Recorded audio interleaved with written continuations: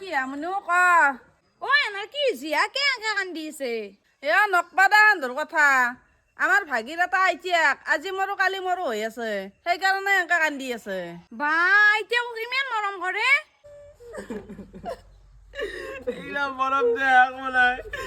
বুড়া যদি মরে আমার ধর উরুকা বাবা পাবো এই ডাঙার ডাঙার মাছের টুকরো